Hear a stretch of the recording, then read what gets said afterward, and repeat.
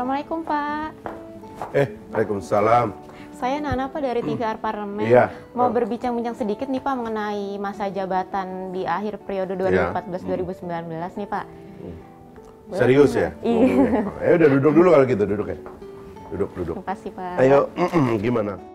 Pak, terima kasih sudah meluangkan waktunya untuk kami. Pak, kami mau berbincang sedikit nih tentang masa jabatan di akhir periode 2014 hingga 2019, khususnya di bidang Korkesra. Pak, Bapak adalah pimpinan DPR RI dalam bidang Korkesra. Capaian apa saja sih Pak yang sudah dilakukan dalam satu periode ini?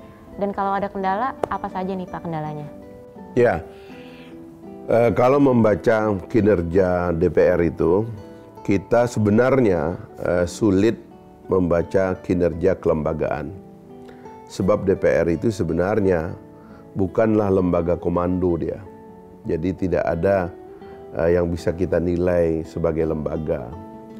Tapi dia kembali kepada elemen-elemen terutama political appointee istilahnya atau elected official.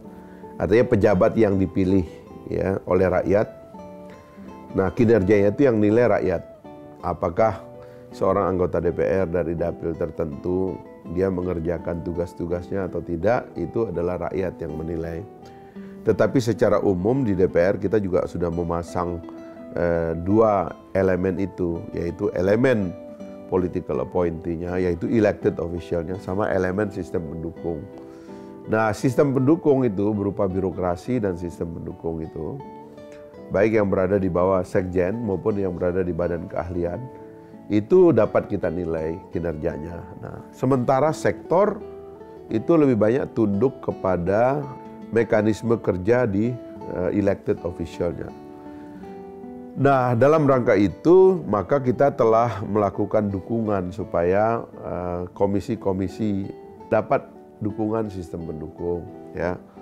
Tenaga ahlinya tambah banyak, badan keahliannya juga bekerja, ya kan, staf yang peneliti di komisi dan alat kelengkapan, termasuk yang melekat pada anggota. Mitra kita tentu akan bekerja secara lebih baik. Nah, saya sendiri sebagai koordinator Kesra sambil men-challenge teman-teman karena ada temuan data yang saya ungkapkan gitu, bahwa sektor Kesra kita itu pertama-tama ada problem di dalam cara mengukur kesejahteraan rakyat. Maka saya pernah menulis buku yang pertama itu, apakah Indonesia sudah sejahtera ya, atau mengapa Indonesia belum sejahtera. Nah, itu saya kritik tuh. Sebab nanti jangan orang yang berada di sektor Kesra itu menilai kesejahteraan rakyat itu terlalu rendah value-nya. Misalnya dikatakan keluar dari garis kemiskinan kalau konsumsi kalori per harinya cuma 5.000 perak. Padahal kalau kita pakai UNDP misalnya $2. $2 itu mungkin sudah 25.000. Oke Pak, setelah tadi kita diskusi tentang capaian apa saja dan kendala apa saja, sekarang saya mau nanya nih Pak, hubungan bilateral antara Parlemen Indonesia dan Parlemen di luar negeri itu seperti apa Pak? Kalau itu kita tangani oleh Badan Kerjasama Antar Parlemen.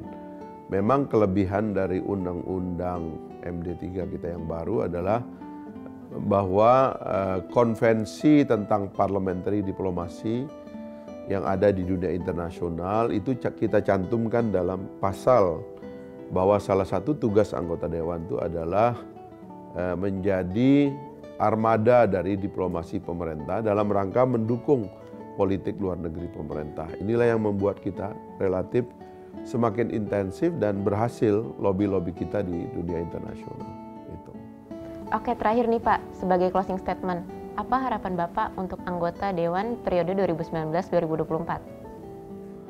Ya, karena kita sudah men-set up undang-undang yang lebih baik, maka kita berharap agar undang-undang ini menjadi modal bagi anggota yang baru untuk meningkatkan kualitas DPR yang akan datang. Caranya sebenarnya ya dua.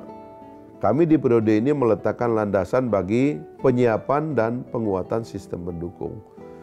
Ya, anggota baru sebagaimana kesadaran yang sering saya ungkapkan dari waktu ke waktu, sebaiknya disadari bahwa DPR itu adalah lembaga politik.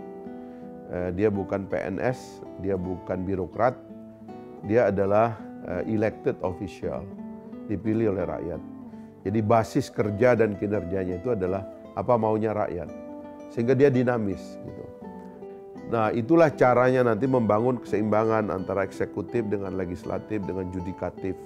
Karena ini adalah kamar-kamar dan cabang-cabang kekuasaan yang independen. Nah, kita harus berusaha agar DPR-nya lebih independen ke depan, dan dengan itu kemudian kemampuannya untuk melakukan pengawasan kepada pemerintah juga akan makin tinggi. Secara umum nanti kinerja negara kita juga akan makin baik. Saya kira itu harapan saya. Terima kasih Bapak atas waktunya. Ya, sama-sama. Pemirsa, demikianlah wawancara kami bersama Bapak Fahri Hamzah, Wakil Ketua DPR RI di bidang Koordinator Kesejahteraan Rakyat.